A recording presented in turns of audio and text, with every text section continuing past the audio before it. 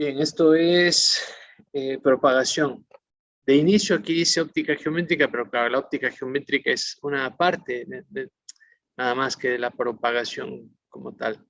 Como ya vamos a ver, hay dos criterios. Uno de ellos es, si se quiere, óptica geométrica. Pero bueno, el concepto abarca un poco más. Aquí empezamos simplemente con una justificación de comunicaciones ópticas. Y creo que la justificación al día de hoy, para nosotros, está más que clara. Y una de ellas es el vertiginoso o la vertiginosa necesidad de mayores tasas de transferencia, mayores anchos de banda, debido principalmente, claro, a la demanda que tienen los servicios de streaming, sobre todo. Creo que es el principal o de los principales consumidores, por así decirlo, o que crean la necesidad de los impulsores, se llaman en redes de nueva generación, las NGN, de los principales impulsores. Entonces, partiendo de eso, de esa necesidad, en contraparte, hay medios que tienen ya un tope, han tenido un tope, y a esto llamamos saturación, y también aplica para el espectro electromagnético. En RF, por eso se utilizan técnicas o redes que traten un poco de reutilizar el espectro y reordenarlo también. Una de las deficiencias, creo que en nuestro medio, es esa necesidad o esa falta de ordenamiento, y también eso involucra al tema del espectro. Entonces, lo que viene o lo que ha venido haciendo las comunicaciones ópticas por una cavidad como una fibra, a partir de los finales de los 60s e inicios de los 70s, bueno, viene eso, la opción de ese mayor ancho de banda, ¿no? Bien.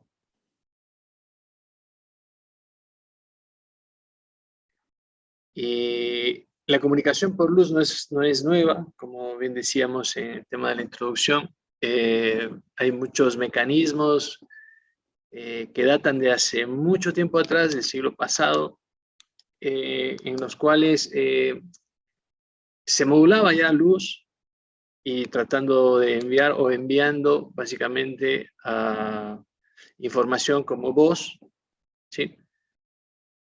Y inicialmente se tenía previsto la opción de transmitir luz por un cable, pero un poco se desistió de eso por el tema de las pérdidas.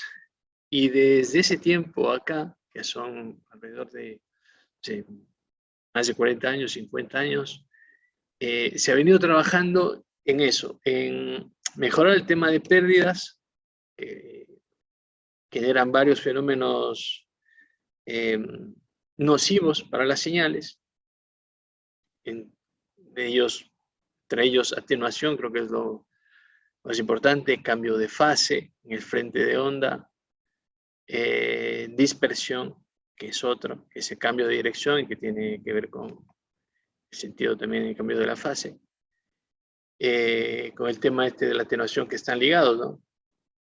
Entonces se viene trabajando en ese coeficiente de atenuación para bajarlo, y entre otras cosas, también el incremento de ancho de banda, ¿no?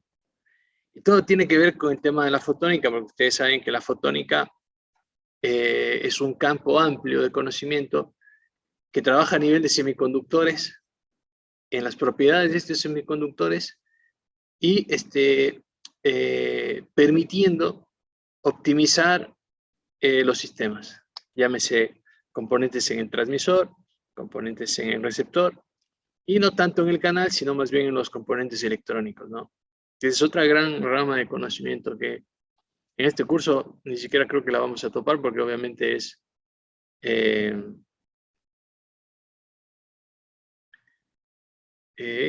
no es me llegó un mensaje, ok, lo voy a leer. Andrea me escribe. Ok, igual las sesiones estas quedan grabadas, así que luego pueden revisarlas.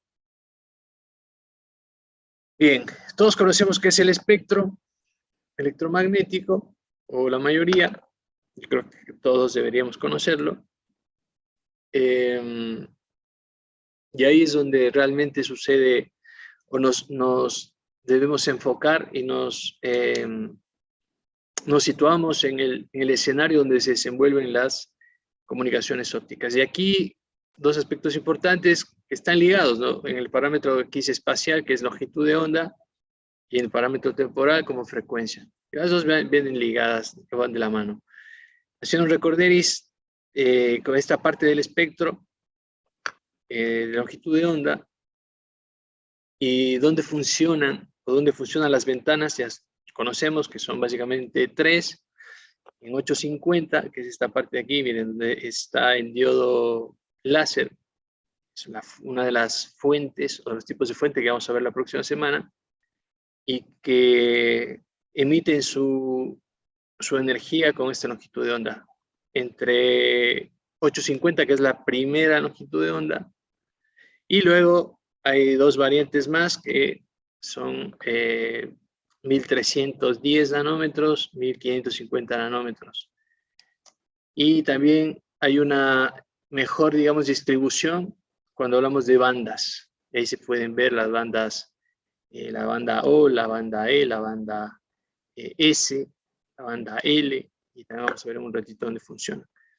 Esto, sin entrar a mayor detalle, son los componentes de la composición de los materiales, o en este caso de los componentes como argón ionizado. Es un láser de argón ionizado que, miren, en cambio está en el espectro visible. Este es el espectro visible más o menos, que está entre 400 y 800. Y ahí un cambio, o me paso un poco a hablar de comunicaciones, por ejemplo, en el espacio, que a diferencia de las comunicaciones ópticas en cable, sí utilizan parte del espectro visible. Por ejemplo, en el agua se utiliza 532 nanómetros, que es color verde, por varios estudios oceanográficos que se han dado a conocer. Entonces, el mejor comportamiento para ese tipo de escenario es el de parte del espectro, miren, aproximadamente 532, que digo que se utiliza en comunicaciones en medios turbulentos. Pero bueno, aquí hablando de fibra, netamente desde el cercano infrarrojo, que está aquí, a más o menos 0.8 micros o micrómetros a 1.7 micrómetros, que es el ancho de banda o la parte del espectro donde nos ubicamos para trabajar. Y esto obviamente ha dado la capacidad muy alta de tasa de transmisión o de transferencia de datos, o bitrate, como quieran llamarlo, de esta tecnología. ¿Sí? Entonces, bueno, esto como un recorderis de dónde nos ubicamos en el espectro. ¿Sí? Cerca, como bien dice aquí, del infrarrojo. ¿Sí? Que es básicamente, ya vamos a ver qué parte del espectro, ¿no? Bien, hablando nuevamente de frecuencias y longitud de ondas, aquí tenía lo que mencionaba, el ordenamiento de las bandas O, E, S, C y L. Y que es donde generalmente se ubican las comunicaciones, sobre todo en la banda S, la banda E, la banda O. Y las primeras tecnologías en la primera ventana, que son 850 nanómetros, que casi ya ahora están en desuso, o se utiliza más en fibra multimodo, por ejemplo. Pero las tecnologías nuevas, como supercanales, por ejemplo, están sobre los 1500 nanómetros. Es decir, entre la banda S o C. ¿Sí? Es el famoso pico de agua, que también lo vamos a ver en un rato, a qué se debe y cómo se ha logrado contrarrestar este pico de atenuación. Aquí, bueno, vemos pérdida de transmisión, que también está ligado a la atenuación de la señal. ¿Sí? Entrando a detalle un poco de estas bandas que representan, bueno, la banda O, que es la banda original, que está en 1260, 1360, es la primera banda utilizada en comunicaciones por un tema de distorsión. Y el tema de distorsión tiene que ver con las bajas pérdidas. Es decir, aquí la dispersión cromática es mínima. Y adelantando un poco el concepto de dispersión cromática, es un concepto muy importante en el cual, por ejemplo, una característica que buscan las fuentes de energía, en este caso, como láser o LED, buscan que la dispersión cromática sea mínima. ¿Qué es la dispersión cromática? Es emitir energía en una sola longitud de onda. ¿Sí? Esa es una característica especial del láser, por ejemplo, que tiene un componente espectral reducido o angosto y que implica tener una frecuencia intermedia de un solo canal con una longitud de onda única. Entonces, a diferencia del LED, que tiene una divergencia más amplia, donde se pueden emitir varias longitudes de onda, siendo la dispersión cromática mucho más elevada. Entonces, ojo, cuando hablamos de dispersión cromática, buscamos que sea mínima. Entonces, bueno, esto, la banda original, luego la banda C, ¿sí? Donde se tienen las pérdidas actualmente más bajas, y es la banda de 1530, 1565, y hay muchos sistemas WDM, por ejemplo, llámese WDM, al tema de multiplexación por división de longitud de onda, que es parte fundamental, por ejemplo, de las redes pasivas, las redes PON, por ejemplo. Y otro de los conceptos ligados a la banda C es la utilización de amplificación. Los dopados de herbio, que son los amplificadores ópticos, de los más comunes, ¿sí? Bueno, aquí está el uso, algo de lo que habíamos enviado como tarea también. El banda L está en 1565, 1625. Igual es la segunda con menos pérdidas y igual utilizado en sistemas WDM, que es lo que actualmente se utiliza más. Banda S igual en sistemas PON, sobre todo para la longitud de onda de downstream. Y hay algunos otros, por ejemplo, aquí se menciona la banda 850, que es la banda adicional, y un uso en fibras multimodo, como les había dicho, y en combinación con este BC-Cell, que es un tipo de láser, ¿sí? De cavidad vertical. La mayoría son de cavidad horizontal, se ubican las placas reflectoras a una distancia determinada y toda esa historia, pero bueno, aquí es una variación o es un tipo de láser que lo que busca es mayor eficiencia, ¿no? Aquí se habla de las impurezas de aguas residuales en el vidrio, que es el grupo OH, creo que es el que les mencionaba hace un rato, que podemos verlo acá en esto de aquí. Y esto es básicamente producto de la fabricación de las fibras. La fabricación de las fibras, ustedes conocen, es un proceso muy detallado, muy metódico y complejo. Obviamente dentro de los hilos de fibra van a quedar siempre residuos de varias sustancias, entre ellas la más común, el agua. Así que esas impurezas de agua hacen que cerca de 1400 nanómetros exista un pico, que se llama pico de agua.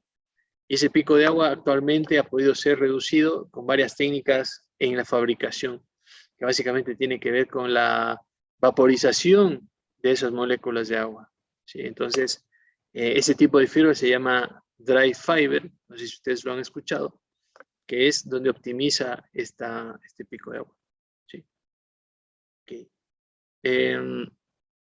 Un poco para cerrar el tema de frecuencias, finalmente aquí hablamos de una clasificación en 3 categorías, la IRA, IRB y IRC, y lo que nos interesa, digamos aquí, bueno, básicamente es ubicarnos en esta ventana del NIR infrarrojo, ¿sí? Que es la más usada, creo, en general en la fibra óptica, pero también está aquí, ¿no? En la Short Infrared, que es la famosa SIR 1400 a 1300, específicamente esta parte 1530 a 1560, que sirve para comunicaciones a larga distancia y con grandes bit rates.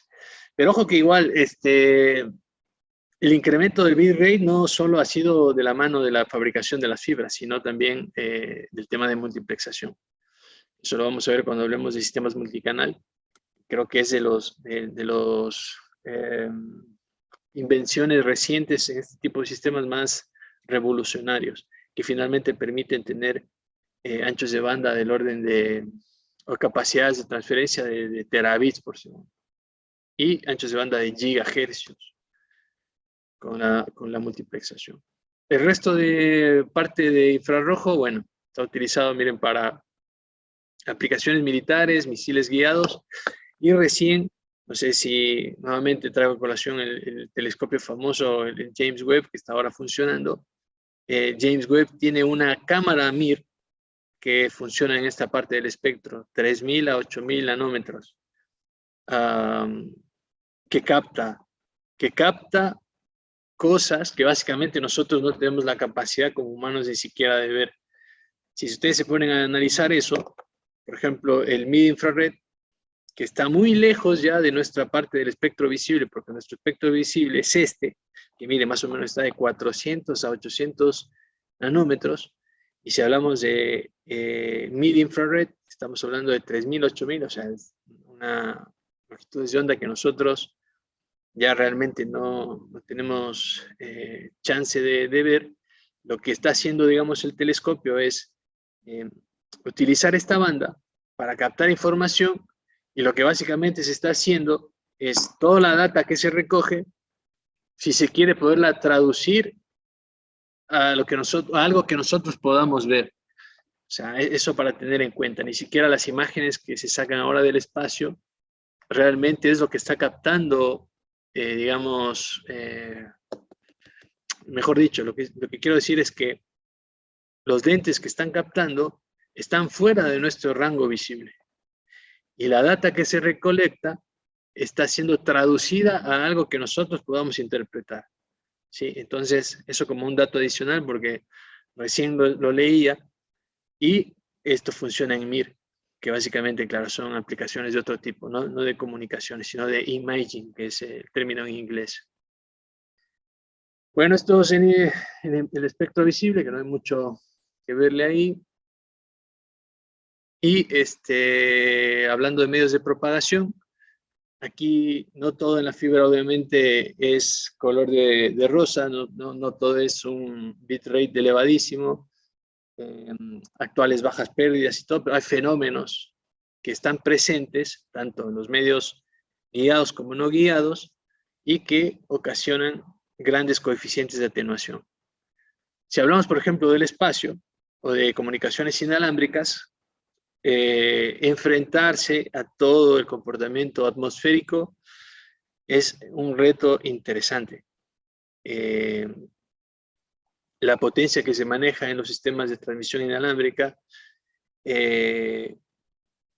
realmente es enfrentarse, por ejemplo, a turbulencias, las turbulencias que imagino muchos hemos escuchado, o muchos han escuchado el tema de turbulencia relacionado a los viajes en avión, cuando se atraviesa zonas de turbulencia, pero las turbulencias básicamente es un cambio de presión atmosférica y cambio de temperatura, que bueno, básicamente esos dos parámetros son los que establecen ese comportamiento turbulento. Y bueno, adicionalmente velocidad de viento y todo eso. El aire igual, o sea, la atmósfera, al nosotros emitir un haz de luz, con todo el comportamiento geométrico que tiene, y aparte todo el tema de absorción y dispersión, bueno, hay que afrontar todos esos fenómenos. Y también pasa en el cable, como lo vamos a ver en un rato. Entonces, inicialmente, bueno, ya saben, los niveles de atenuación estaban en el orden de, incluso los primeros cálculos de atenuación, de coeficiente de atenuación, estaban en los 1000 dB por kilómetro. Se ve que la atenuación siempre está en función de una longitud de un enlace y que tiene que ver con una ley que se llama ley de Beer-Lambert. Esta ley de Beer-Lambert establece la atenuación que va a tener una señal en función de la longitud que recorre, ¿sí? Longitud del medio en este caso, por un coeficiente. Entonces, es una expresión exponencial negativa, como lo vamos a ver en un rato. Esperamos que el tiempo dé.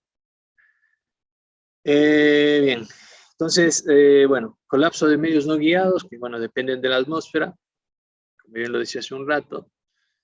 Y aquí nuevamente como aplicación el tema de comunicaciones inalámbricas, comunicaciones ópticas inalámbricas en el espacio. Cuando hablamos de depende de atmósfera, nuevamente lo que está haciendo, por ejemplo, la información que está captando James Webb, por ejemplo, está barriendo espectros, ¿sí? Un barrido en frecuencia del componente atmosférico de a dónde está viendo. Y eso nos da la posibilidad, obviamente, de estudiar atmósferas diferentes. Lo ideal es que las comunicaciones ópticas puedan ser acopladas a cualquier tipo de atmósfera. Esto hablando de comunicaciones inalámbricas, ojo. Eso es lo ideal. Que los enlaces intersatelitales, por ejemplo, puedan tener la capacidad de acoplarse a cualquier atmósfera. No importa las unidades, ¿cómo se llama? No sé si se acuerdan la unidad métrica que se utiliza, por ejemplo, para el espacio. Las MU. No sé si alguien por ahí de pronto tiene el dato. Que se mide como referencia a la distancia de la Tierra al Sol. No, ninguno. ¿Las unidades astronómicas? Años luz. Creo que son unidades astronómicas. Tiene un nombre específico que es como referencia a la distancia de la Tierra al Sol, que es 1.6 millones de kilómetros, si no estoy mal. Pero entonces, bueno, la idea es que el modelamiento matemático que se utiliza o que se pretende, es que obviamente sea adaptable y que sea flexible para varias atmósferas. ¿Sí? Entonces, ese colapso de medios, en este caso, depende de la atmósfera, de la frecuencia, de las propiedades ópticas inherentes. Las propiedades ópticas inherentes, en cambio, están ligadas al comportamiento en medios acuáticos. Y las propiedades ópticas inherentes no es más que la absorción y la dispersión, básicamente. Ya lo vamos a ver en un rato. Ok. La luz actualmente, podemos llamarlo fácil como un portador de más alta capacidad del universo. ¿Sí? De más alta capacidad del universo. Sí, RL, no sé cuál es su nombre. Les saluda Robert. Quería preguntarles, ya que está hablando del satélite James Webb, ¿cómo hace? Solo por curiosidad, o sea, ¿con qué frecuencia se comunica desde la Tierra al satélite para poder descargar los datos? Supongo que debe haber un rango de frecuencias o alguna banda para descargar todo ese tema. Sí, pero fíjate que ahí, por ejemplo, no se está utilizando comunicaciones ópticas, me parece, no estoy muy seguro. Creo que se sigue utilizando RF en alguna banda licenciada, obviamente. Y más o menos el tiempo del retardo es de milisegundos, finalmente, no ha cambiado eso. Pero para que tengan una idea, digamos, la cantidad de información que genera se logra descargar en un par de semanas para poder hacer todo el procesamiento posterior. Yo creo que todavía la óptica, por ejemplo, en el telescopio se está haciendo, por ejemplo, en el tema de lentes. Hay una parte de la óptica que se llama óptica adaptativa, que es, digamos, el cambio mecánico, la deformación mecánica de los lentes. No se olviden que, por ejemplo, en este telescopio se tiene un lente, por así decirlo, de alrededor de 6 metros de diámetro. Entonces, la óptica hace que se deformen físicamente, mecánicamente, para poder mejorar la calidad de recepción de los datos. ¿Sí? Pero, como te digo, esa parte de comunicación con James Webb no estoy completamente seguro si se está haciendo con enlaces de luz. Sería interesante saberlo más bien, y sería interesante conocerlo. Pero obviamente entrar a ese detalle de esos proyectos me parece que ya es algo que casi no está muy publicado, no lo sé. En todo caso, voy a ver si yo en estos días, por ahí me doy un tiempo y puedo ver el sistema de comunicación que utiliza. Y ojalá sea óptico, sería interesante también. Por un tema de seguridad, me imagino que también lo pueden hacer. Pero bueno, eso por ahí, ¿no? Sí, gracias. Bien, este es un sistema, ustedes todos conocen el famoso Shannon, Klaus Shannon, padre de la teoría de la información.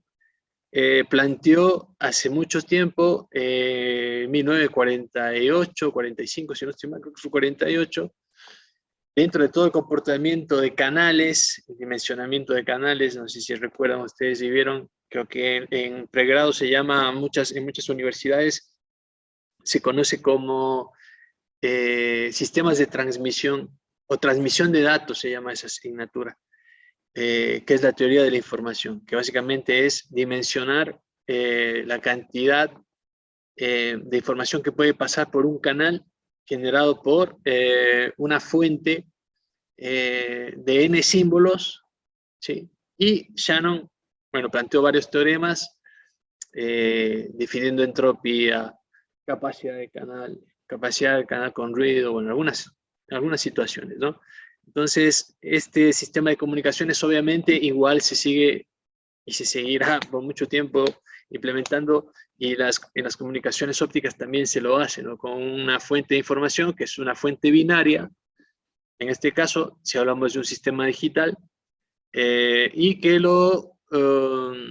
está conformado por un transmisor, donde se modula la señal, se prepara para ir al medio de transmisión, que en este caso es un cable, y un receptor. Esto es de manera general, y este es un sistema óptico, igual una fuente binaria para un sistema digital, donde se hace una conversión optoelectrónica.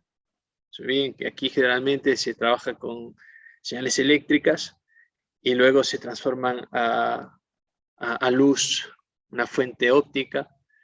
Este es el canal, que es un cable, y luego un fotodetector, y finalmente un receptor que luego de la igual conversión o la transformación optoelectrónica en el detector recibe una señal eléctrica que debería ser similar, no similar, debería ser igual a la que se emitió. De ahí hay una cosa importante que ustedes deben conocer, y de ahí les dejo para que ustedes lo revisen y que se acuerden de paso. No sé si ustedes se acuerdan del famoso bit error rate, que es el VER, la probabilidad de error, el famoso factor Q, que son medidas de desempeño de sistemas digitales de comunicación, y el famoso también diagrama de ojo, que lo utilizamos hasta el día de hoy, y igual como una gran herramienta para análisis de sistemas. No sé si por ahí tienen alguna idea. Por ejemplo, pregunto, ¿cuál es el valor mínimo de VER esperado para un funcionamiento óptimo en un sistema de comunicación digital? No sé si alguien tiene el dato, si recuerda. El mínimo VER, ¿cuál es? ¿Alguien por ahí?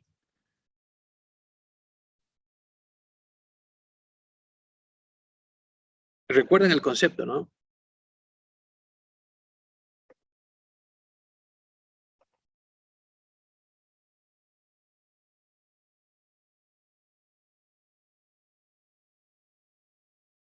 Aquí lo escribo. Esto es fundamental, por ejemplo, para evaluación de sistemas digitales. ¿Cuál es ese mínimo? Si es que lo hay. Eso es para digitales. Y para analógicos, ¿cuál es el factor de desempeño? ¿Alguien que se acuerde? La relación señal a ruido. Ese es para analógicos, ¿no? Sí. Exacto, perfecto.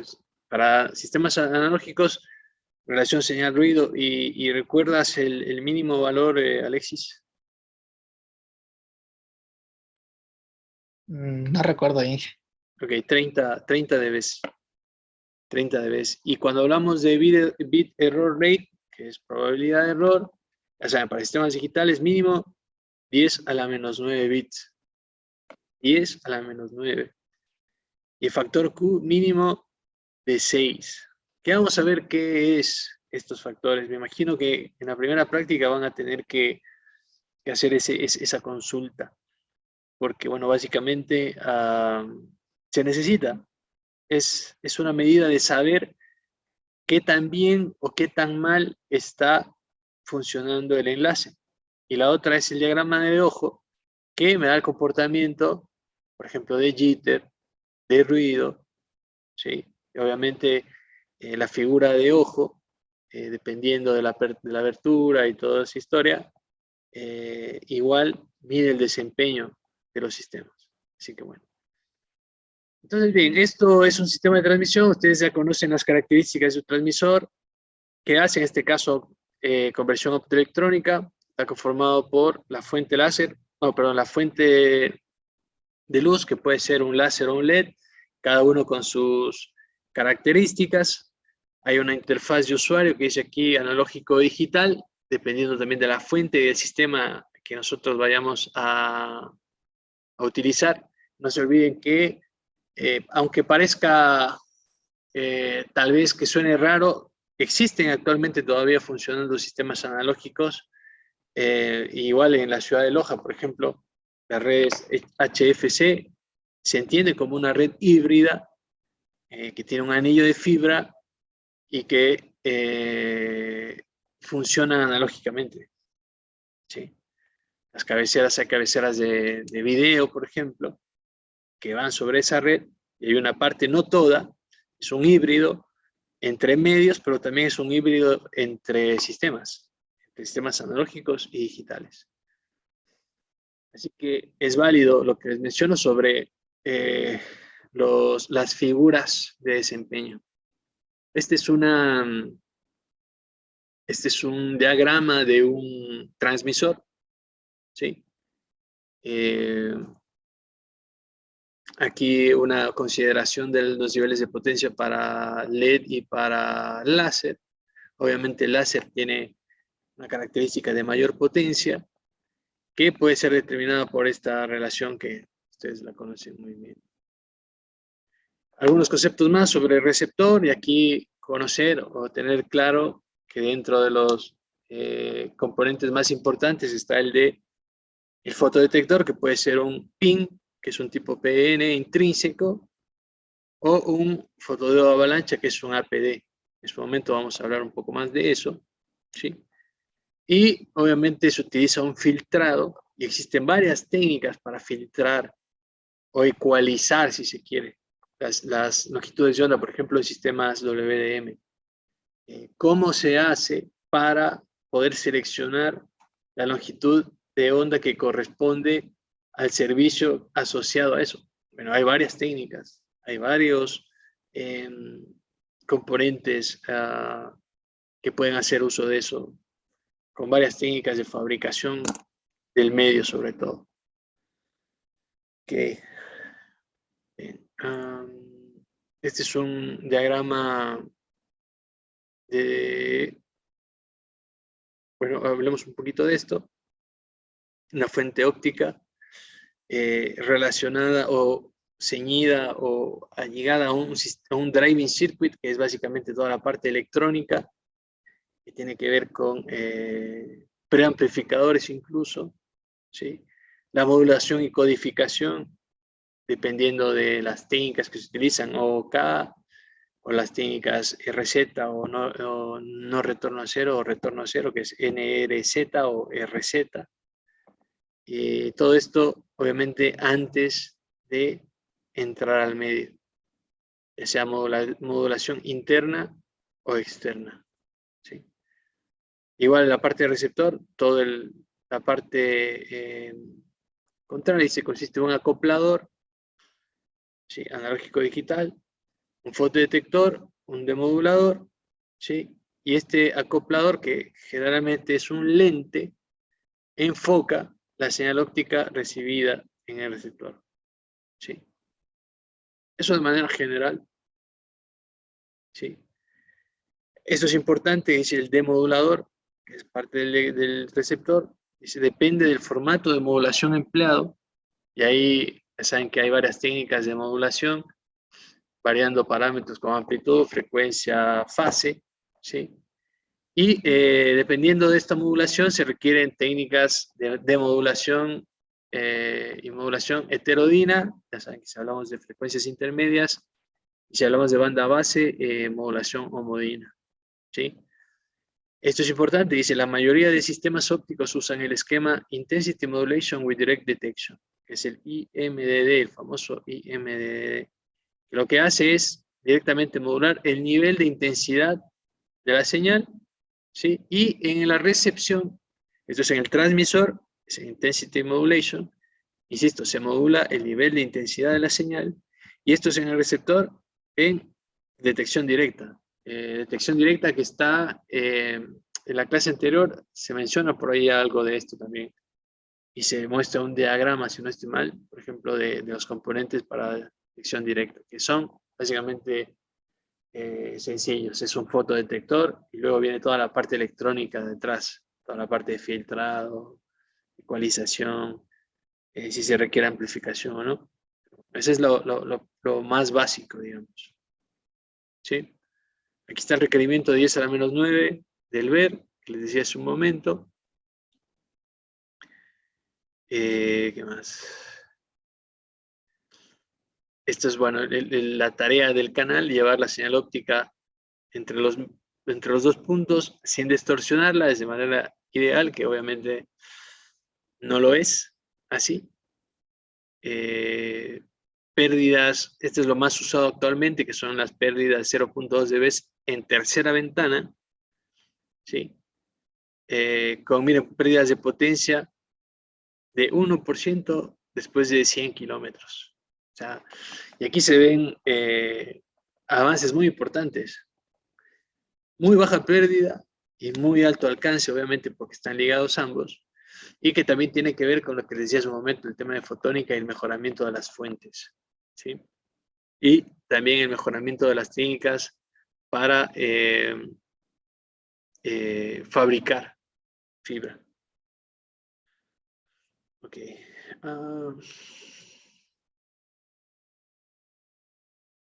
Aquí se menciona algo de la dispersión, que en la segunda parte de esta semana hay algo que se llama degradación de la señal, y ahí se habla mucho de dispersión, de atenuación y de efectos no lineales. La dispersión de la fibra dice, si los pulsos ópticos se propagan sin control en el medio. Y eso es, bueno, básicamente lo que se debe evitar o lo que se pretende evitar en los sistemas. Es evitar atenuación, ¿sí? Evitar la dispersión, que el efecto principal de la dispersión es básicamente el solapamiento entre pulsos o el ensanchado de los pulsos que viajan en la fibra y convirtiéndose en interferencia intersímbolo. Y en atenuación, que también es otro de los efectos que queremos evitar, que es obviamente la pérdida de potencia irradiada. Sí, ya la vamos a ver. Okay, esto es miren, la inclusión de un EDFA en un sistema óptico. Sí, tanto repetidores como amplificadores creo que han sido también de lo más importante actualmente en las inclusiones de este tipo de sistemas. ¿Sí? Este es un enlace digital de fibra óptica que utiliza una fuente de láser semiconductor, ¿sí? Que está aquí, miren, es el Laser Drive Circuit, ¿sí? Que se modula directamente la intensidad utilizando IM, modulación directa, ¿sí? Con la señal digital codificada. Entonces miren que, ojo, aquí primero partimos de una fuente de información digital.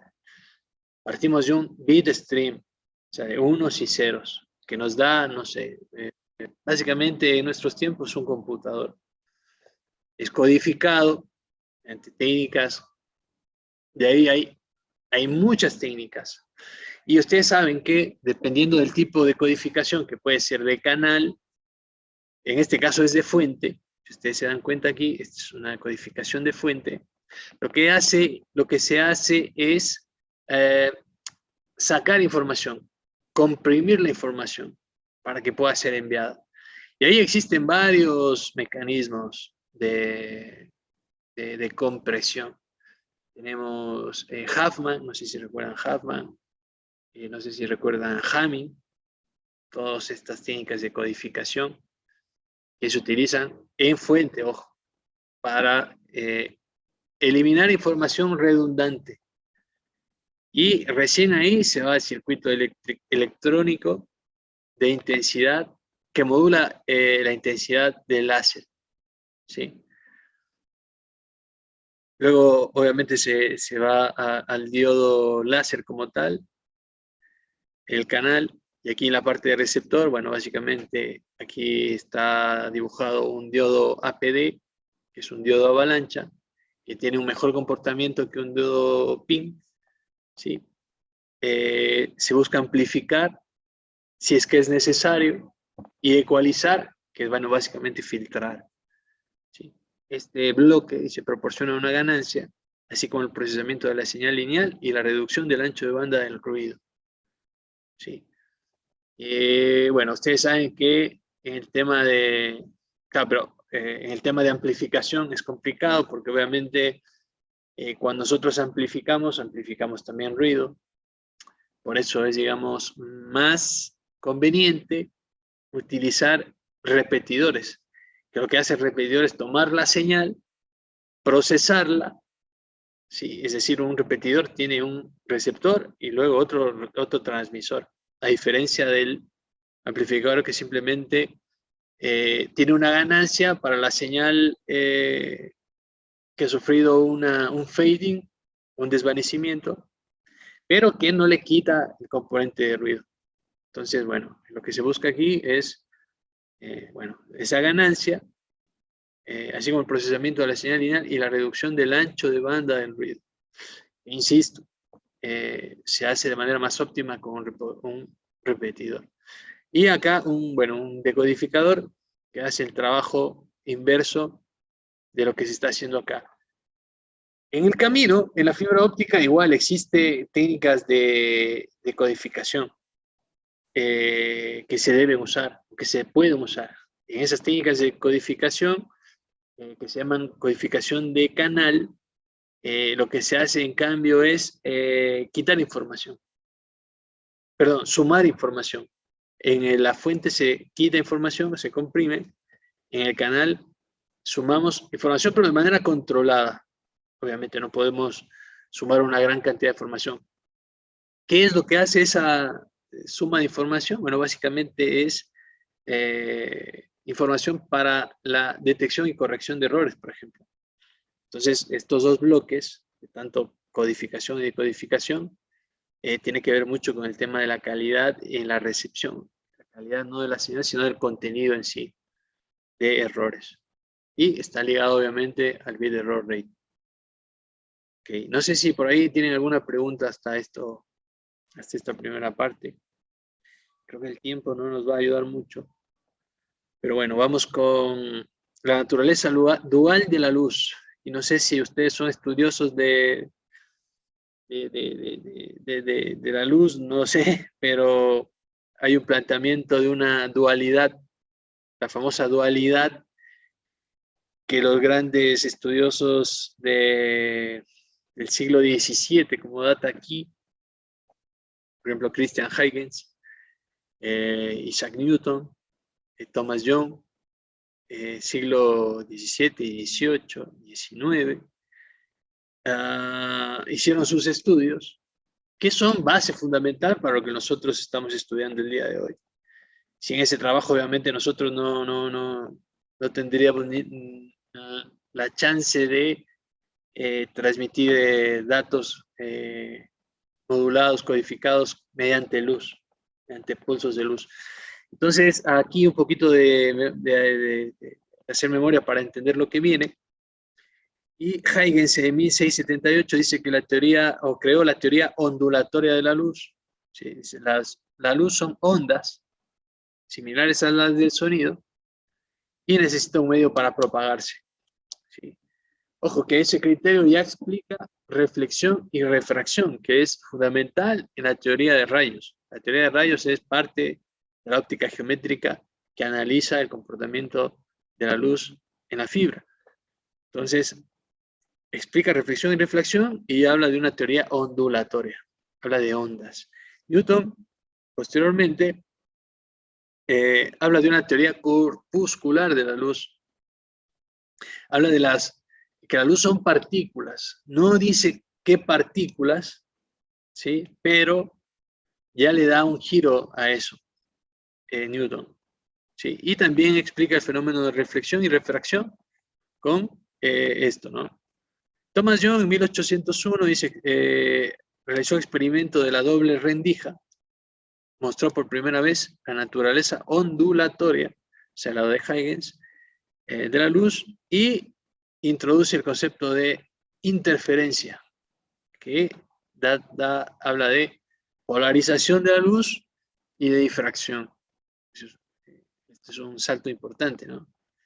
Se demuestra el tema ondulatorio e introduce la interferencia.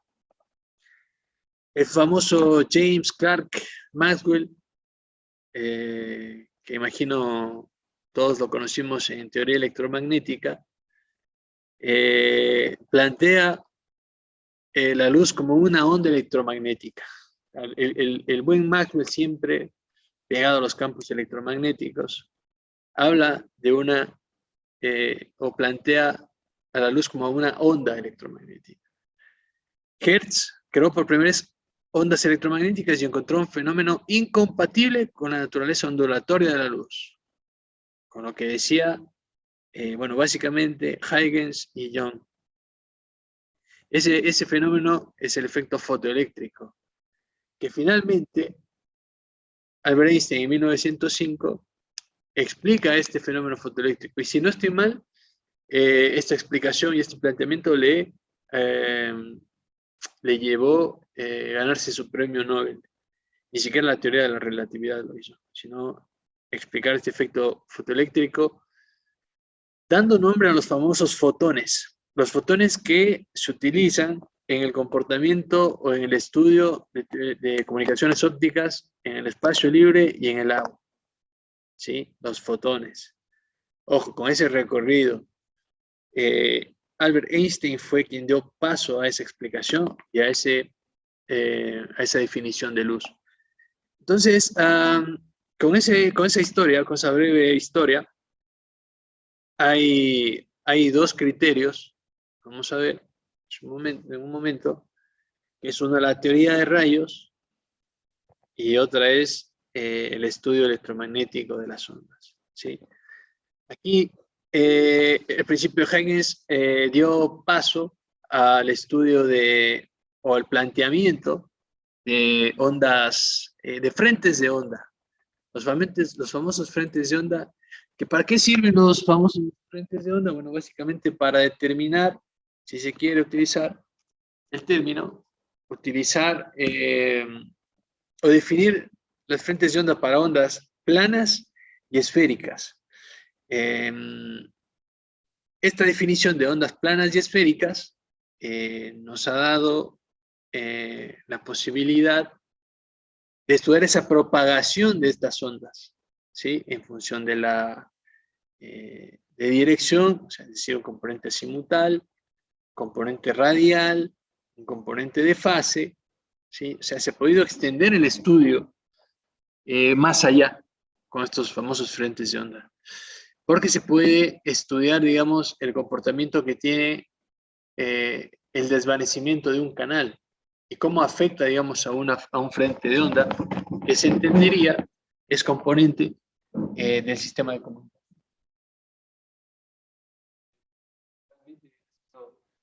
Importante este planteamiento. Aquí está el enunciado para que lo revisen, que es el de el principio de Huygens. Y Fermat, que también ya dio paso a algo muy trascendental. En 1600 desarrolló un principio general que puede ser usado para determinar el camino que sigue la luz cuando viaja de un punto a otro. E incluso aquí, como se ve en la gráfica, ya se plantea el viaje de la luz de un medio con cierta característica a un medio con distinta característica. Y básicamente la característica de un medio y de otro está asociado, por ejemplo, a su índice de refracción.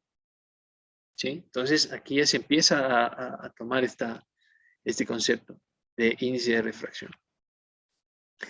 Y este enunciado dice que cuando un rayo de luz viaja entre dos puntos, el camino que sigue corresponde a aquel que requiere menor intervalo de tiempo. Ese es el principio de Fermat.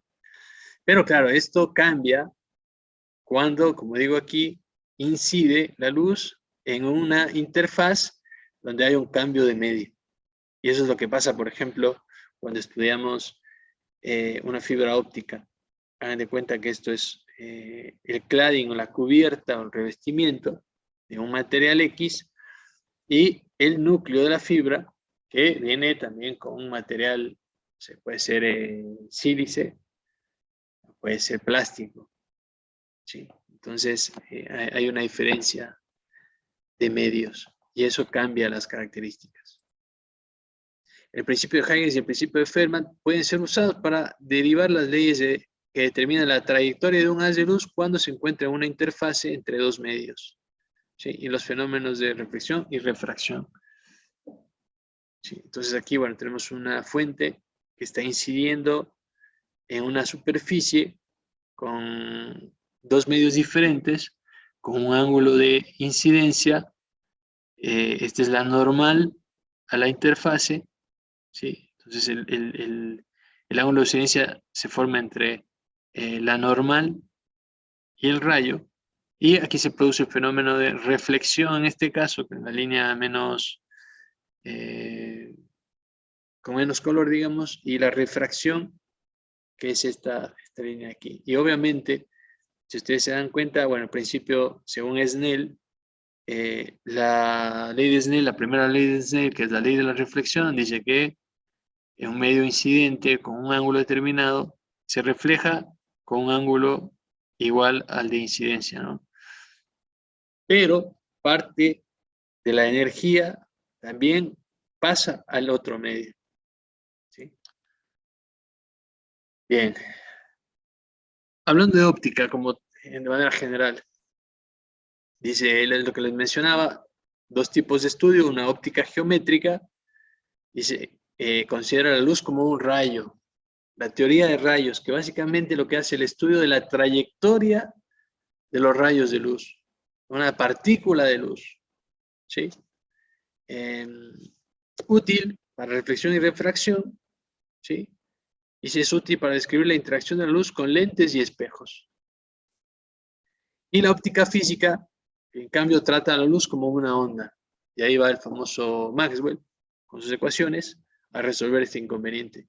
Y también nos da un poco más de precisión en el estudio, ¿sí? Ambos son válidos.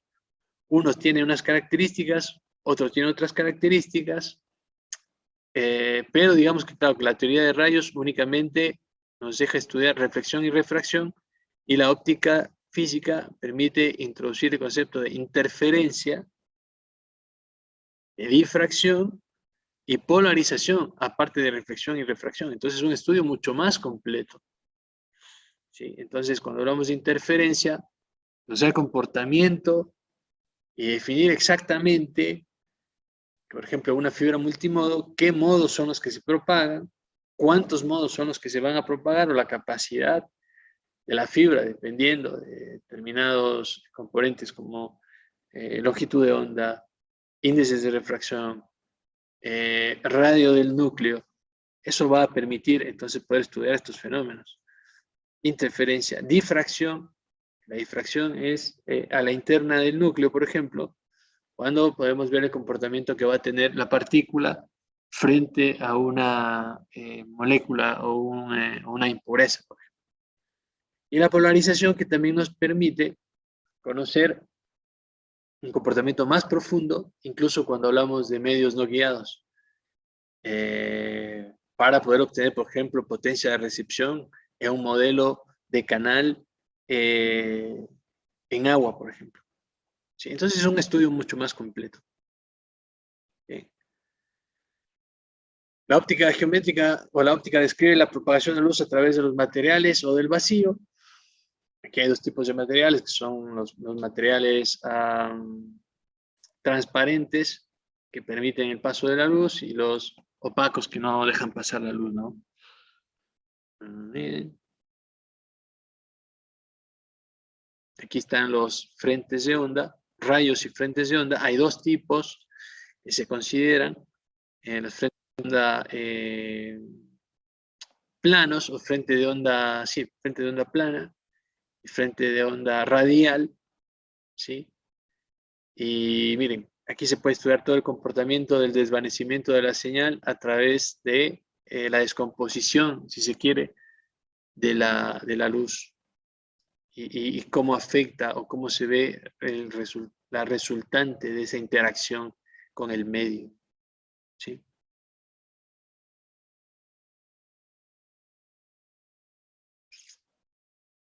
Este es el fenómeno de Huygens, que habla un poco del comportamiento de la luz frente a las rendijas, ¿sí?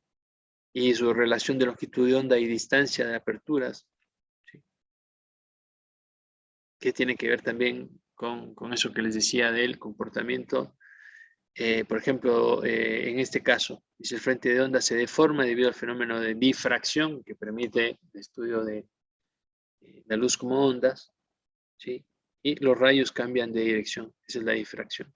Eso se utiliza, por ejemplo, para la dispersión, para el estudio de dispersión. ¿Cómo saber qué cantidad de energía se difracta y en qué dirección? Por ejemplo, para un modelado matemático, es necesario conocerlo. Bien, vamos con transmisión con teoría de rayos, que es la parte, digamos, más sencilla, por así decirlo, de la propagación. La teoría de rayos utiliza los conceptos de geometría óptica, estudia reflexión y refracción en función de los índices de refracción de dos medios. Este es un corte de una fibra, por ejemplo. Aquí tenemos un core o núcleo con un índice de refracción determinado, en este caso llamado N1, y el cladding o la cubierta está determinada o definida por un índice de refracción N2. ¿Qué es un índice de refracción? Bueno, es un concepto físico fundamental, que es, dice, es la relación entre la velocidad de la luz en el vacío, que es CO, y la velocidad de la luz en el medio, esta relación. Es decir, nos va a dar una idea de cuán rápido puede viajar la luz en un medio, ¿sí?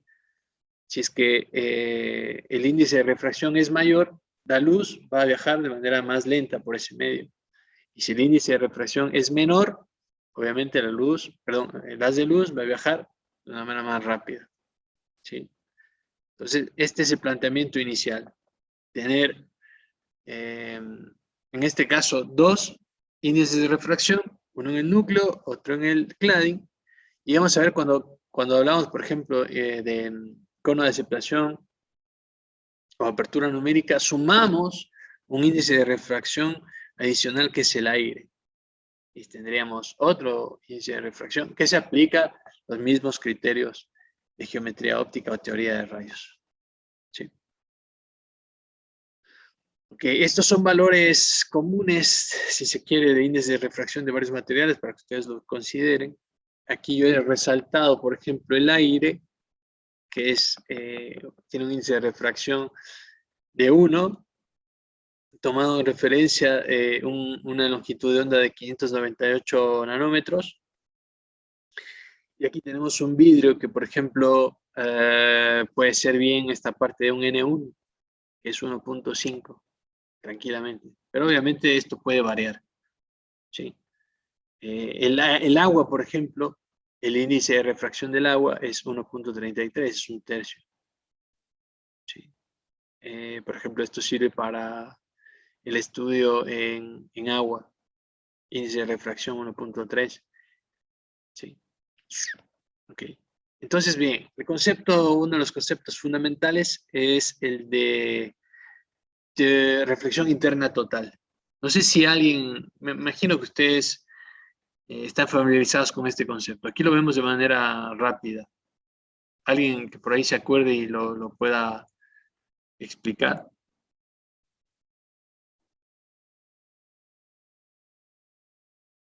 Para más o menos sintonizarnos en lo que estamos viendo, ¿no?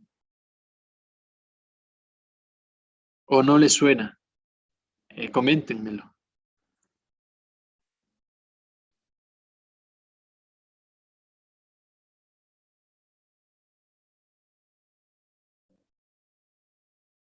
¿No les suena a ninguno reflexión interna total?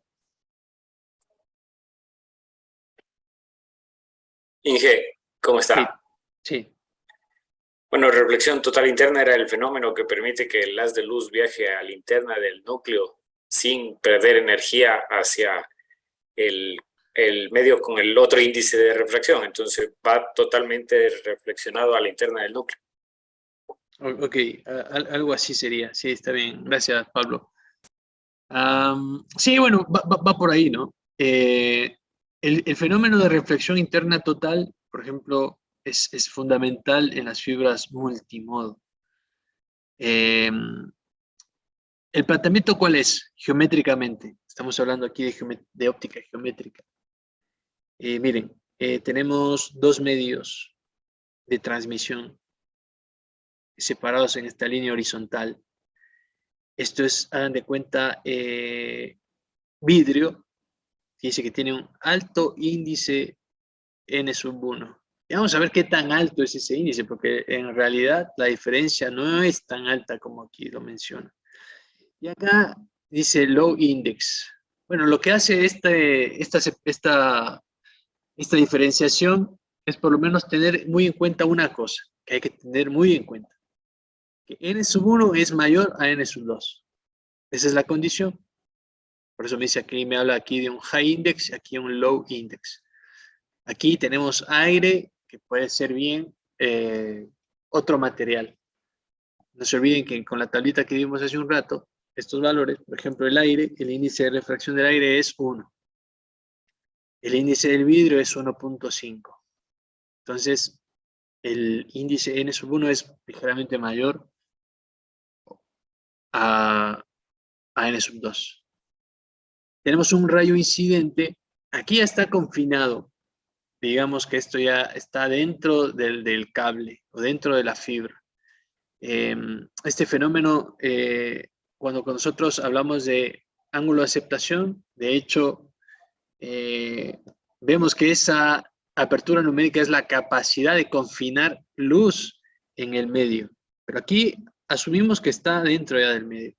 Entonces, un rayo incide en esta interfase, miren, hay una interfase que divide los dos medios, que separa los dos medios, ¿sí?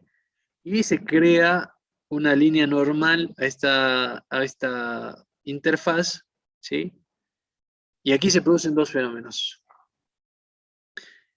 Uno bien puede ser una reflexión total, miren, que es el ángulo incidente, se refleja al mismo medio con un ángulo de incidencia igual al reflejado. Esa es una condición, que aquí está más clara, miren, esta condición. Incido en una interfaz y me quedo en el mismo medio con ángulos iguales. Parte de esta energía se puede refractar, ese es el fenómeno de refracción. Y Snell, con sus dos leyes, explica este fenómeno. Este es el fenómeno 1, que es, o la ley 1, que es ángulo incidente igual a ángulo reflejado. Y el otro es, parte de esa energía se refracta Y podemos calcular estos ángulos, tanto de incidencia como de refracción. En este caso, Φ1 y Φ2. Se puede calcular en función de estos índices de refracción, como vamos a ver en un rato. Entonces, ¿qué es lo que nos beneficia a nosotros acá? Bueno, básicamente y claramente es esto. O esto de aquí, o esto de acá. Es reflexión interna total. Este es el fenómeno que se cumple. Y aquí asoma otro componente, otra situación a tomar en cuenta, que es este Φc, que es un ángulo crítico.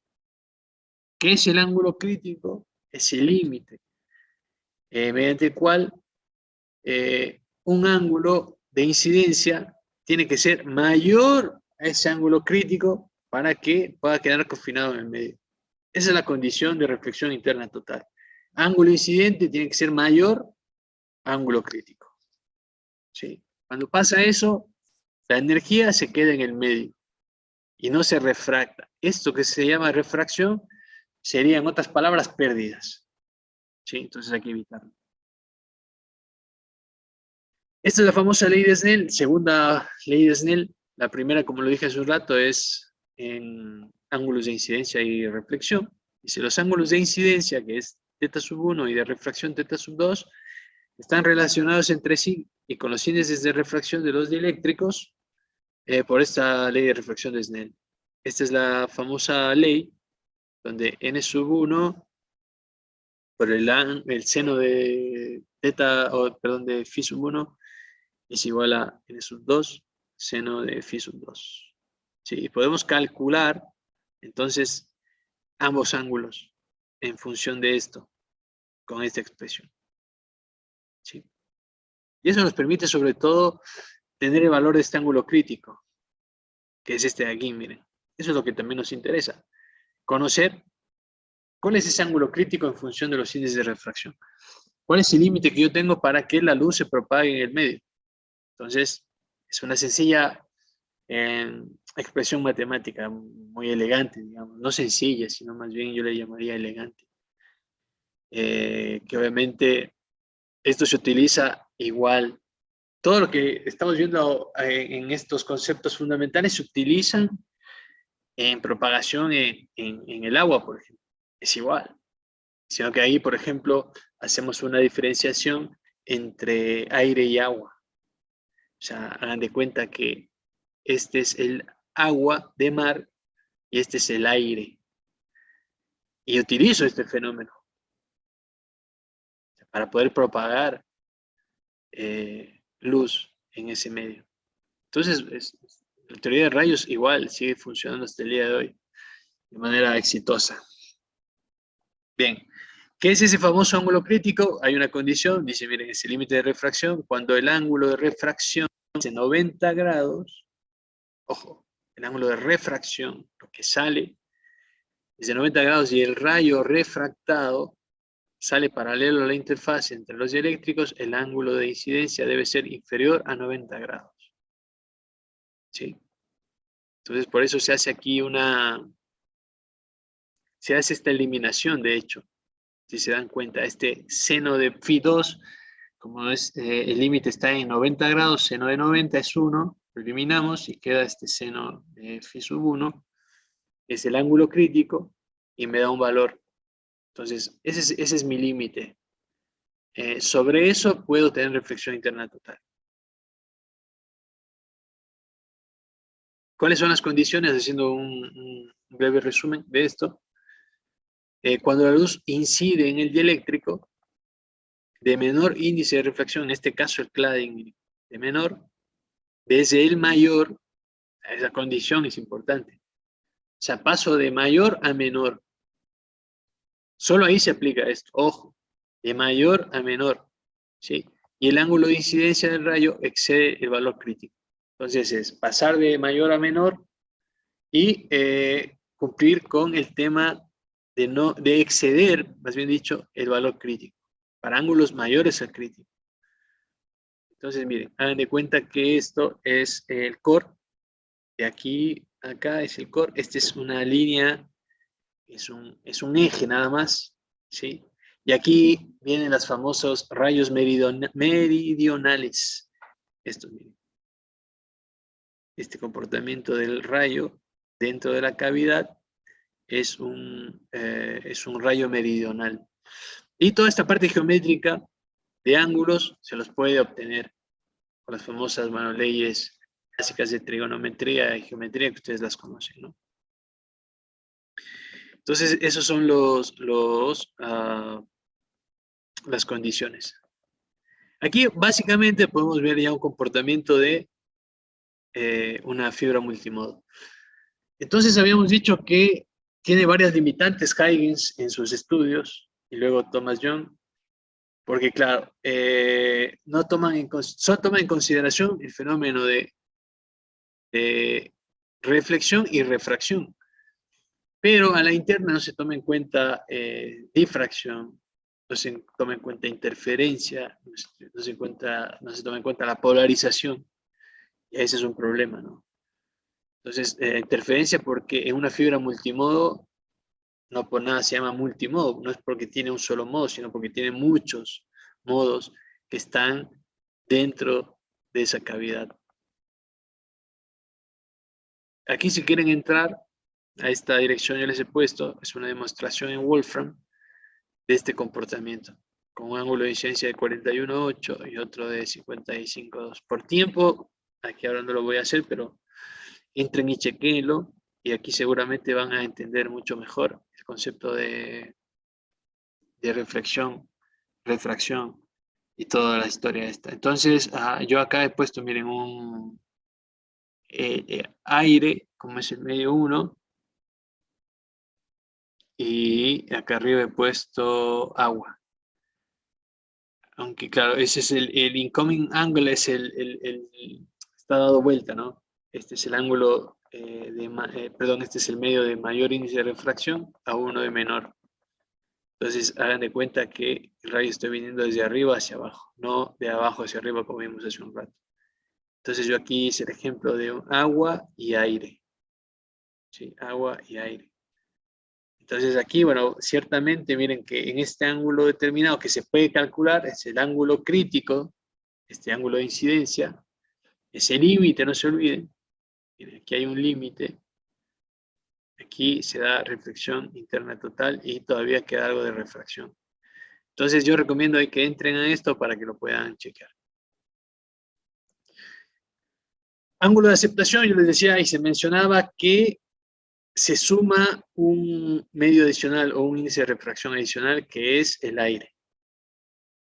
Sí, entonces hagan de cuenta que aquí tenemos 3 índices de refracción.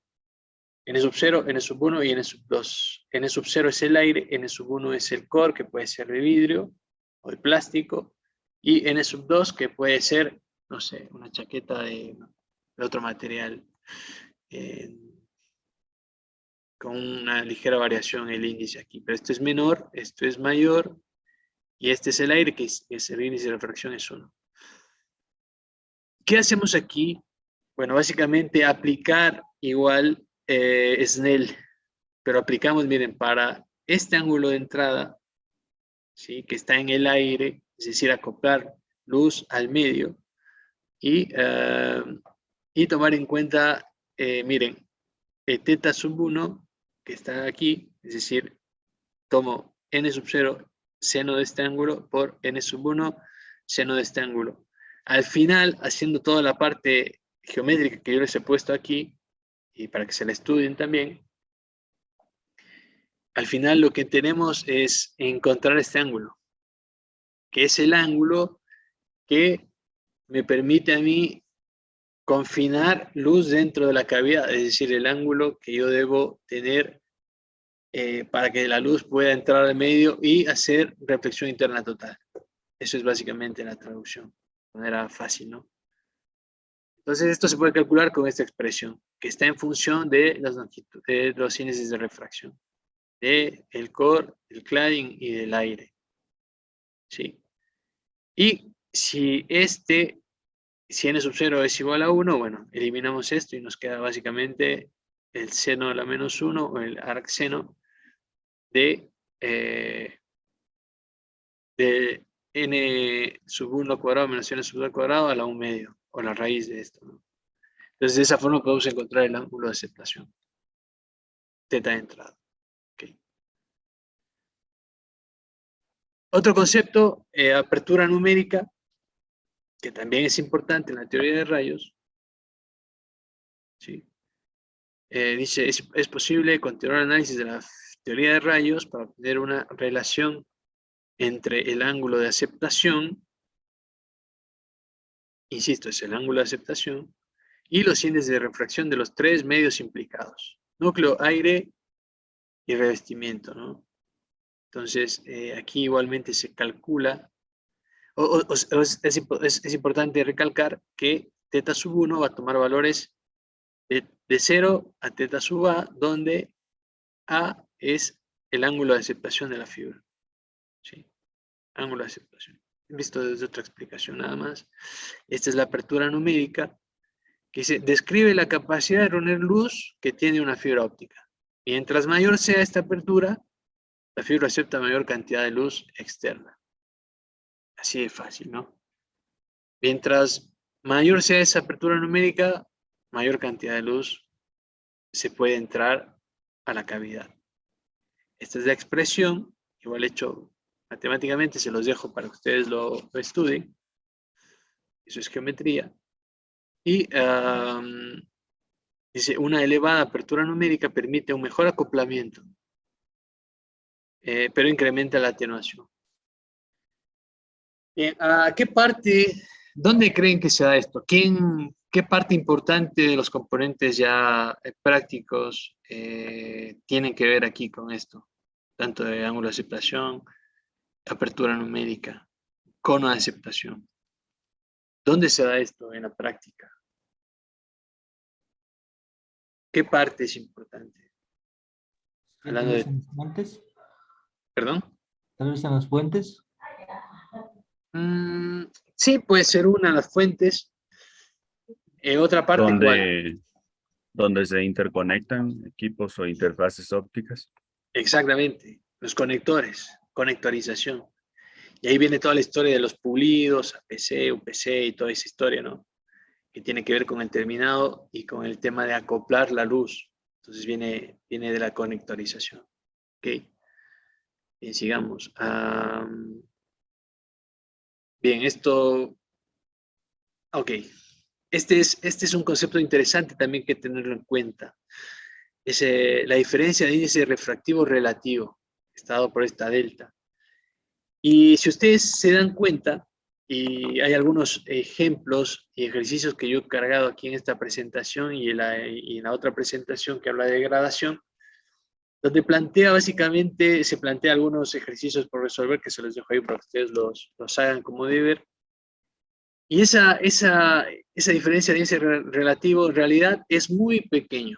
Está alrededor de 1%, 2% de diferencia. O sea, es muy bajo. Y eso es lo que se determina con este valor. ¿Sí? La apertura numérica es una medida muy útil de la capacidad de captación de luz en la fibra. Son independientes del diámetro del núcleo y se mantiene para diámetros tan pequeños como 8 micrómetros. Es decir, una fibra en promedio monomodo, por ejemplo. ¿Sí? Para diámetros menores, la óptica geométrica no es válida. Es decir, ahí viene otra limitante del estudio de rayos. El tema de, por ejemplo, tamaños de diámetro de cable. Funciona bien para ciertos diámetros, pero es insuficiente para otros. ¿Sí? Nada más aquí recalcar la apertura numérica en función de esta diferencia de índice refractivo relativo y una limitante más para la teoría de rayos. ¿Sí? ¿Qué más? Aquí explica algo de esto para que se lo lean. Cómo funciona para diámetros pequeños, pero para diámetros de otro tipo, el concepto se quedan cortos, digamos, y no son precisos. ¿Sí? Estos son los ejemplos que hay que hacerlos Yo les he puesto aquí 3 de primera mano, que tiene que ver netamente con lo que trata esto. Dice una fibra óptica de silicio con un diámetro de core lo suficientemente grande para ser analizado mediante teoría de rayos, con un índice de refracción tal, y un cladding con índice de refracción tal. Hay que determinar, bueno, ángulo crítico, apertura numérica y ángulo de aceptación. Y bueno, algunos otros ejemplos más. Esto es un análisis geométrico que también los he planteado para encontrar el ángulo de refracción, básicamente. O sea, para comprobar esto más bien, porque esta es la manera, esta es la expresión, ¿sí? Y esto hay que hacerle un análisis y llegar a esto.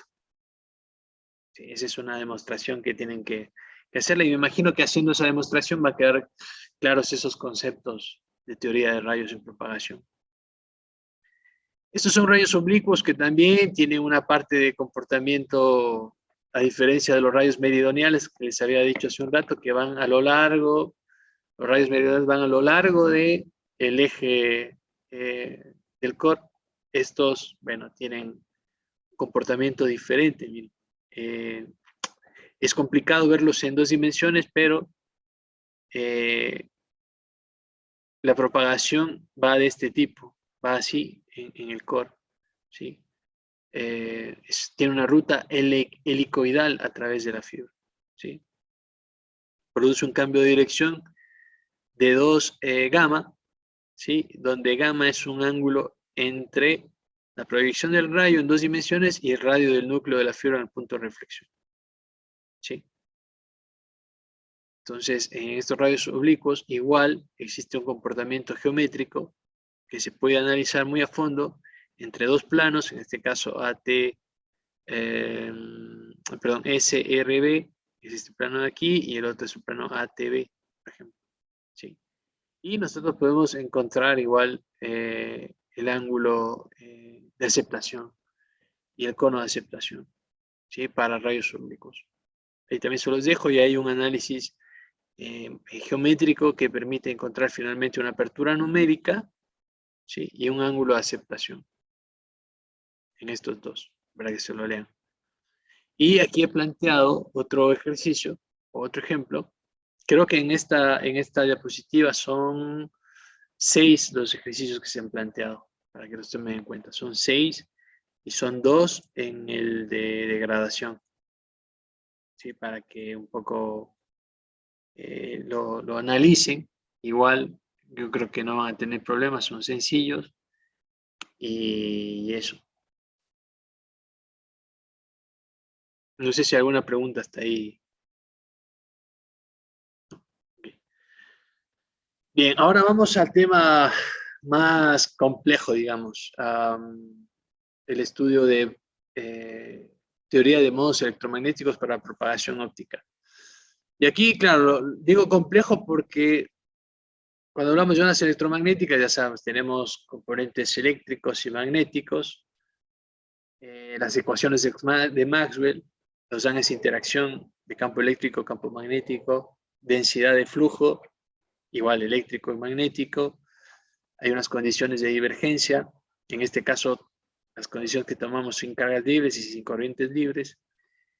Y todo esto nos lleva finalmente a unas soluciones que están ligadas a ecuaciones vectoriales. Las ecuaciones vectoriales están ligadas a ecuaciones diferenciales. Y este tipo de ecuaciones se resuelven a través de constantes de funciones de Bessel. Y bueno, es un entramado largo y complejo. Pero aquí lo que vamos a hacer, por lo menos, es tratar de plantear y entender la diferencia entre la teoría de rayos y esta teoría de modos electromagnéticos en la propagación. Ok, este es un modelo mejorado porque es mucho más preciso y permite estudiar fenómenos, como lo había dicho antes, que la teoría de rayos no permite, como interferencia, polarización y dispersión, por ejemplo. Entonces, Maxwell con estas ecuaciones se plantea esta famosa ecuación de Helmholtz. Es una ecuación de onda, de propagación de onda. ¿Sí?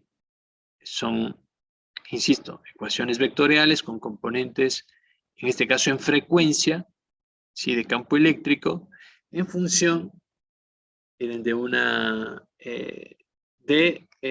los índices de refracción y de frecuencias. ¿Sí? Entonces, al ser expresiones vectoriales, podemos igual trabajar en el dominio del tiempo y de la frecuencia. En este caso les decía que está en el dominio de la frecuencia. Y se definen estos constantes dieléctricos para núcleo y para cubierta. Es decir, estas ecuaciones se pueden resolver tanto para núcleo como para cubierta, o para cladding, si hablamos en inglés. Y entonces partimos, o mejor dicho, llegamos a esta ecuación de Helmholtz. Aquí se define algo que es importante, que es el número de onda en el espacio libre, que es esta famosa K sub 0. ¿Sí?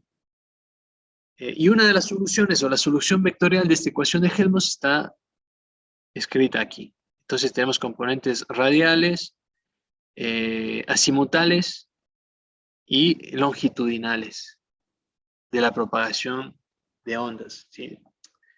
Yo me olvidé de poner aquí una propagación de ondas electromagnéticas, la típica propagación de ondas electromagnéticas, donde se tiene el campo eléctrico transversal al campo magnético. No sé si ustedes lo recuerdan, pero bueno, esta solución vectorial asociada a esta ecuación de Helmholtz permite tener soluciones, como les digo, nuevamente, para campos radiales, azimutales y longitudinales. ¿Sí? Esta separación de variables es una técnica que se utiliza para resolver la ecuación de Helmholtz, que es la ecuación de onda o de propagación. ¿Sí? Y de esto, o cada una de estas posibles soluciones de esta ecuación de Helmholtz es el famoso modo óptico.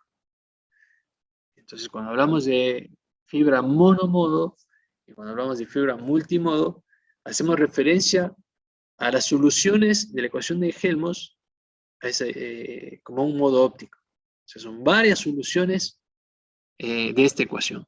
Entonces, el modo óptico es una solución específica a la ecuación de Helmholtz, que satisface todas las condiciones de frontera. Las condiciones de frontera las da la cubierta y el núcleo. Y tiene la propiedad de que su distribución espacial no cambia con la propagación. Es decir, se mantiene en un determinado trayecto de manera constante. ¿Sí? Hay tres tipos de modos, que son los modos guiados, que son los que permiten o se estudian en sí para la propagación, y son los más importantes, son los que finalmente nos van a quedar dentro de la fibra. Esos son los modos guiados, los que quedan dentro de la fibra y permiten transportar energía electromagnética a través de la cavidad. Y los leaky modos, que son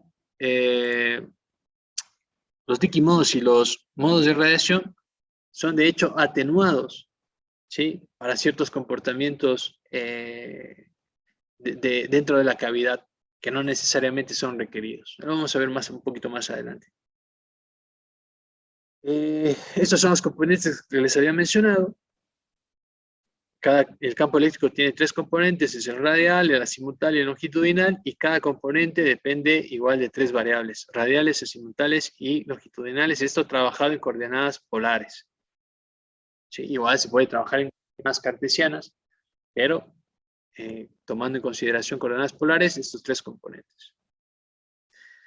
Estos dos campos, ¿sí? Tanto el eléctrico como el magnético, se pueden resolver, ¿sí? Como componentes independientes a través de esta separación de variables. Y luego obtener los valores de EP, que es este de aquí, Eθ, y bueno, para el resto de componentes, mejor dicho, ¿no? O sea, se puede resolver para un componente y en función de ese, obtener los otros dos. Lo que se hace generalmente es obtener la solución para el componente longitudinal y luego a partir de este obtener la solución para el radial y el azimutal. ¿Sí? Pues bien, todo este análisis nos lleva a estas soluciones. ¿Sí? Estas soluciones en el núcleo y en cubierta, porque les había dicho que hay que resolver las ecuaciones para núcleo y para cubierta. Entonces, en el núcleo tenemos un componente eléctrico y un componente magnético, al igual que en la cubierta. Sí, eso, obviamente estamos hablando de propagación de ondas y nuevamente están regidas por esos componentes. ¿Sí?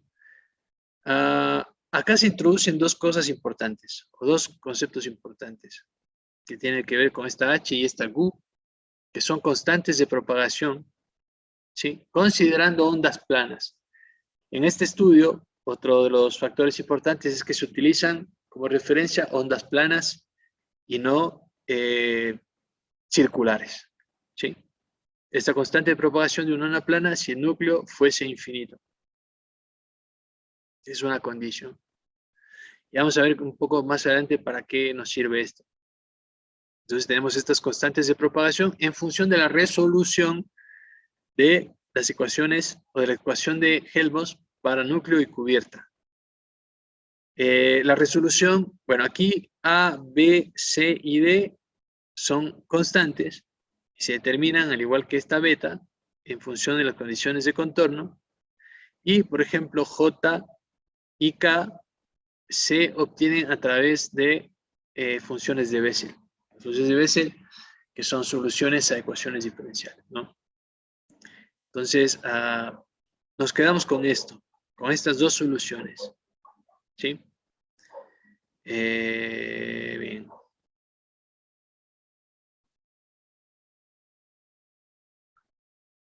Aquí hay un concepto importante, en mitad del camino de la resolución. Frecuencia normalizada. La frecuencia normalizada es muy importante porque básicamente lo que se logra es determinar o nos va a permitir posteriormente encontrar una longitud de corte que va a resolver o a determinar la condición para que una fibra sea monomodo o multimodo. ¿Sí? Entonces, estas variables HA y QA, que las habíamos visto acá, H y Q, y que es, HA y QA, donde A es el radio del núcleo, es decir, es este coeficiente multiplicado por H, perdón, este coeficiente H multiplicado por el radio, y este coeficiente Q multiplicado por el radio, no son independientes, sino que están ligados a la frecuencia normalizada de la forma, esto de aquí, este número V al cuadrado, que es la frecuencia normalizada, es un parámetro físico que no tiene unidades, es un número que vamos a ver de dónde sale en un rato, pero se define de esta forma. Y sale, ojo, de los componentes de la solución de la ecuación de Helmholtz de propagación. Aquí se define esta frecuencia normalizada de esta forma. Esta frecuencia viene dada por parámetros constructivos de la fibra óptica, ¿sí? Es dependiente entonces de longitud de onda, índice de refracción y longitud de núcleo. Esta es la expresión que define esta frecuencia normalizada, ¿sí? Esta es la expresión. Esto permite estimar el radio del core de la fibra. Es importante estimar el radio del core de la fibra, ¿sí? La mayoría de las fibras de telecomunicación están diseñadas con una longitud aproximada en fibras monomodo, ¿no? De un radio de menor a 5 micrómetros, ¿sí? Pero esto permite determinar ese radio, ¿sí? Esta A que está aquí, ¿sí? Entonces la frecuencia normalizada en función también se puede encontrar en función de la apertura numérica y la diferencia relativa de índice de refracción. De esta forma. Son algunas expresiones que les he puesto ahí porque pueden servir en un futuro para entender varias cosas, ¿no? Ok, esta solución de aquí nos define ya los modos como tal. ¿Sí? Hay dos tipos de modos, que son los híbridos y transversales, que tiene que ver, dice, con esta solución generalizada, igual de la ecuación de Helmholtz. Dice, para un conjunto de parámetros, K sub 0, donde K no sé bien que es el número de onda, radio e índice de refracción, se puede resolver numéricamente para determinar la constante de propagación beta. ¿Sí? Esto de aquí, esta expresión, que se deriva, ojo, de las soluciones en núcleo y cladding de la ecuación de onda, ¿no? Entonces aquí podemos determinar esta constante de propagación beta. ¿Cómo se hace? Bueno, esto lo vamos a entrar a desarrollar, pero bueno, básicamente con la solución numérica se hace fijando el valor de L, que es el valor longitudinal que es este de aquí, expresando toda la ecuación en función exclusivamente de la variable HA. Y HA era, no se olviden, igual, referido a este componente del núcleo de la resolución de la ecuación de Helmholtz, ¿no? Entonces se define esto, que es una QA, una HA, es QA en función de HA, ¿sí? Todo esto nos lleva a estos 4 tipos de soluciones o modos. Entonces, dependiendo de, por ejemplo, en este caso, el modo HE, donde H es el componente dominante longitudinal del campo, es un modo híbrido HE, y aquí hay una L y una M, que al final se convierten en números, ¿sí? Y estas son las condiciones. Cuando el componente de campo eléctrico es mayor al componente de campo eléctrico, el modo se denomina HE, ¿sí? Y al revés, cuando el componente dominante, en este caso el eléctrico, es mayor que el magnético, el modo se denomina EH. Para valores de EZ diferente de 0 y de HZ diferente de 0. Estos son los modos híbridos. Y estos son los transversales, ¿sí? Son el modo transversal eléctrico y el modo transversal eléctrico con sus condiciones. Cuando H, si el campo o el componente magnético es igual a 0 y el componente eléctrico es diferente de 0. Y el campo y el modo transversal magnético cuando el componente eléctrico es 0 y el componente magnético es diferente de 0. ¿Sí? Bien. Todo esto nos da una introducción a estas famosas curvas de este coeficiente, ¿sí? Que es B, que vamos a ver de qué se trata. Es este famoso coeficiente de propagación versus la frecuencia normalizada, ¿sí? Entonces dice, un modo está determinado únicamente por su constante de propagación. Entonces, ojo, un modo está ligado a su constante de propagación. El índice de modo se define de esta forma, ¿sí? Cada fibra se propaga con un índice efectivo, en cuyos valores están en el rango de N1 a N sub 2. ¿Sí? Un modo deja de guiarse cuando se cumple esta condición. Un modo decae exponencialmente en el cladding a través de esta ecuación. ¿Sí? Y aquí se empieza a definir el tema de la frecuencia de corte.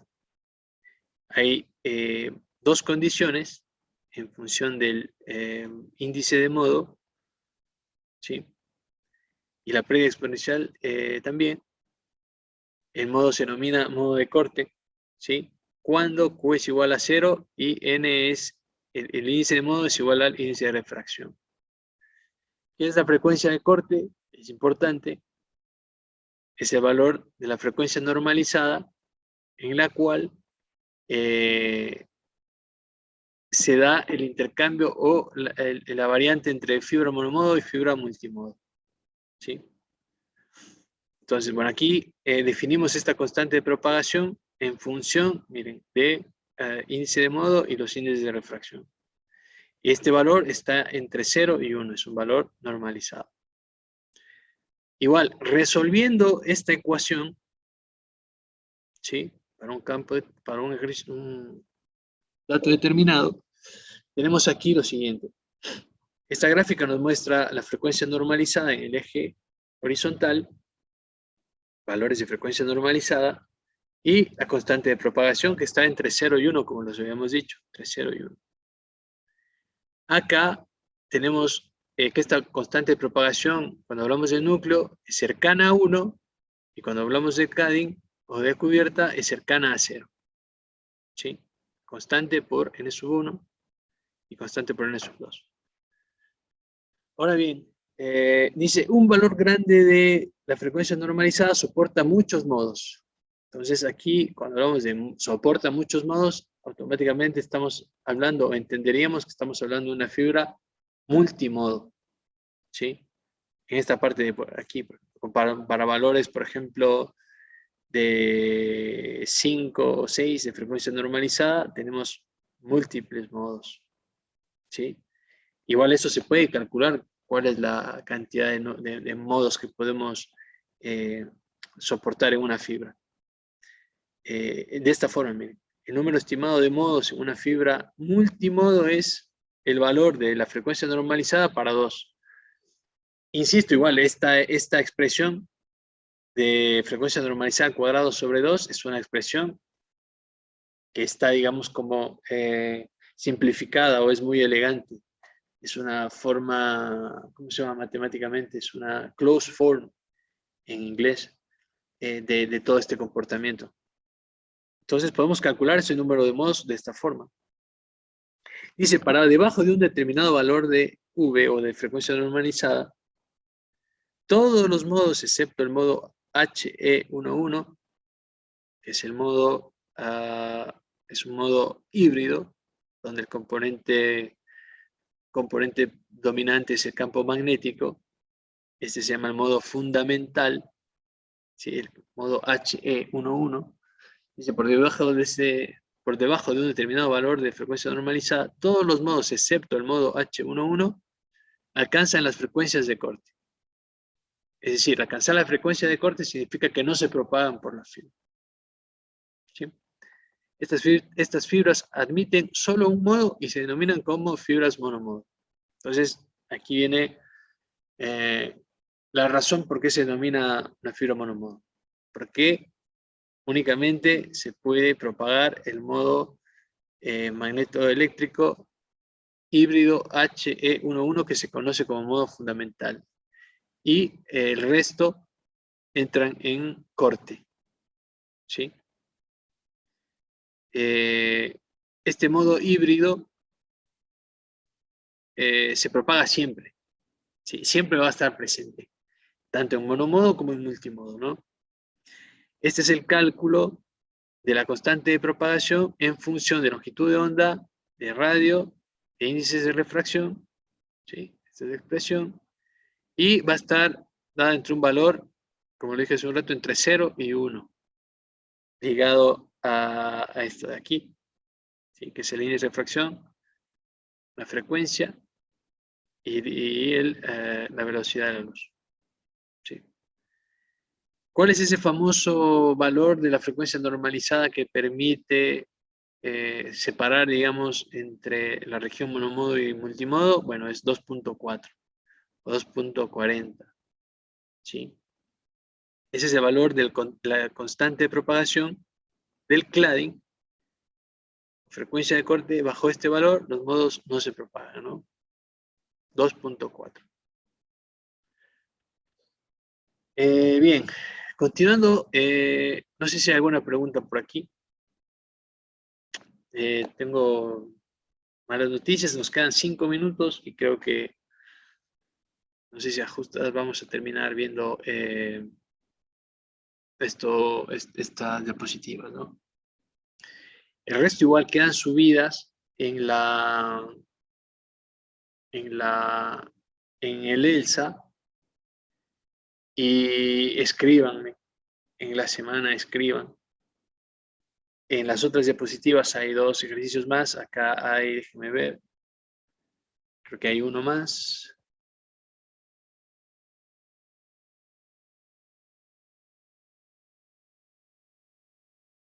Y dos más, sí.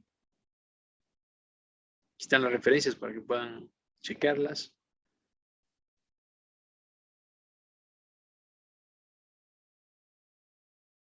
Ok. Y las fibras monomodo solo emiten el modo fundamental que había dicho. Sí, bueno, eso contaba. El parámetro de frecuencia normalizada determina el número de modos que emite una fibra y solo existe el modo HU, sí, y solo existe el modo H11 para este valor, menor a 2.4. Esta expresión demuestra la condición de monomodo que viene determinada por el valor de V y al que los modos TE01 y TM01 alcanzan una frecuencia de corte. ¿Sí? Ahora hay dos tipos de índices o perfiles de índice. Básicamente voy a tratar de resumirlo rápido a esto. Índice escalonado, y en este índice escalonado pueden existir dos tipos de fibra o pueden propagarse tanto multimodo como monomodo. ¿Sí? Estas son las condiciones para que esto pueda funcionar. ¿Sí? Y aquí podemos igual encontrar el número de modos guiados que ya lo habíamos visto hace un rato para multimodo, ¿sí?